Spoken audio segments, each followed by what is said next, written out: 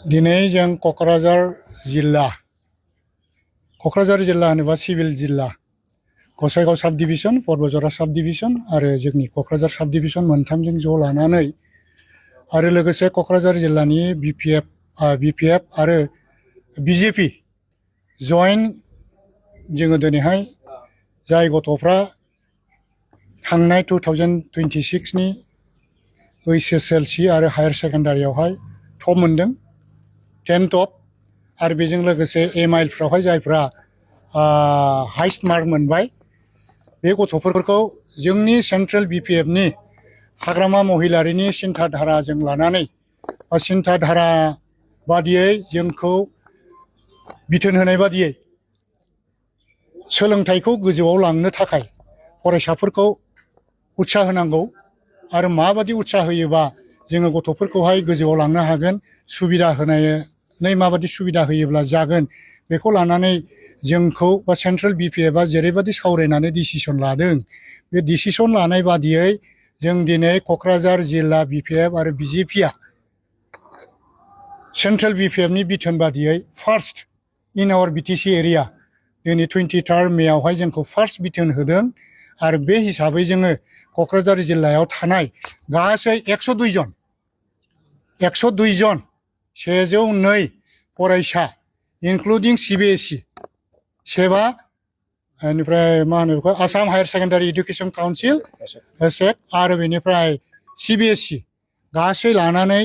जोङो 102 फरायसाखौहाय दिनैहाय जोङो फेलिसिटेसन होबाय आरो बे फेलिसिटेसन होनायाव जोङो जिहेतु इडुकेसनजों लोब्बा थानाय सासे सोद्रोमाखौ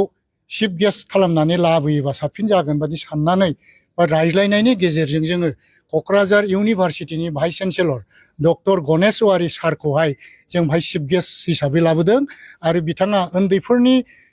सायाव इडुकेसनखौ माबादि लानांगौ माबादि सिस्टेम जागासिनो दं दा निउ इडुकेसन पलिसिया माबादि मावनो नागिरदों बेखौ बिराद मोजां सुबुरुन होलांबाय बे सुबुरुन होलांनायनि थाखाय आं बिथांनिसिम रोजा रोजा साबायखर होबाय क'क्राझार जिल्लानि बिपिएफनि जानानै आरो दिनैनि बे फेलिसिटेसन प्रग्रामाव ओरैबादि नुबाय क'क्राझार जिल्लानिफ्राय बे कमप्लेक्सआ जोंना कालचारेल कमप्लेक्सआव जेसेबां जायगा दङ बे जायगाखौनो जों होजोबनो हायाखिसै थोआखिसै जायगाया फरायसाफ्रा फैनानै ओरैबादि हुलुस्थुल जाफैबाय बाहेरायाव थानांलायबाय थेवबो बिथांमोना ओरैबादि मा होनो बेखौहाय कन्ट्रल खालामनानै थादों खोनासंदों बिनि थाखाय आङो बिराद साबायखर होबाय लोगोसे जों बाहाय बिमा बिफा बिनि अनगायै फरायसालिनि हेड आरो लोगोसे एसएमडिसिनि प्रेसिडेन्ट मेम्बार बिथांमोनखौबो बाहाय लेंहरजोबनानै जोङो स्कुल आरो कलेजनि प्रिन्सिपाल हेडमास्टारफोरखौबो जोङो बाहाय फेलिसिटेसन होफाजोबनाय जाबाय बिमा बिफाखौथ' होखादोंआनो जों फरायसाजों लोगोसे दा जों बाहाय नुदों ओरैबादि गोजोननाय फैदों जोंहा क'क्राझार जिल्लायाव स्पेसियेलि एमआइल साबजेक्टआव बर' एमआइलआव 100आव 100 लाखिग्रा फरायसाखौ जोंनि क'क्राझार जिल्लायाव जोङो 17 सा मोननो हादों 17 बिराद मा होनो बेखौहाय देरगाथाव आउट अफ 100 मार्क लाखिनायानो 17 आरो बे 17 सा फरायसाया जोङो मिथिखाबाय जिहेतु सेन्ट्रेल बिपिएफआ फैगासिनो थानाय जुन मासावहाय बे एखे कमप्लेक्सआवनो बान्था रानगोन बिटिसिनि टप आरो बे बिटिसिनि टप 10 टपआवबो बिथांमोनहा साफा सानैया गोग्लैखागोन 10 टपआव आरो बिनि बादै जायफ्रा 100आव 100 मोनदों बर' एमआइलआव बिसोरथ' फाइनाल जाखाबाय 3 लाख मोनखाबाय बिसोरो आरो टपआव दंबावोबा 5 लाख मोनबावगोन गतिके आं आसा खालामो जोंनि क'क्राझार जिल्लानिफ्राय सानैसो फरायसाया 5 लाख आरो 3 लाख बे मोननैयावबो जायगा आवग्रिनो हागोन आं आसा खालामदों दिनै नोंसिनि थ्रुयै जाहाथे बिटिसिल' नङा सारा आसाम सारा इन्डिया जाहाथे बयनोबो फोसावहरनो हायो जोंनि क'क्राझार जिल्लायावहाय जों बेबादि खालामबाय बेफोरखौहाय जों आसा खालामबाय इयुनाव साफ्रोमबो फरायसाफ्रा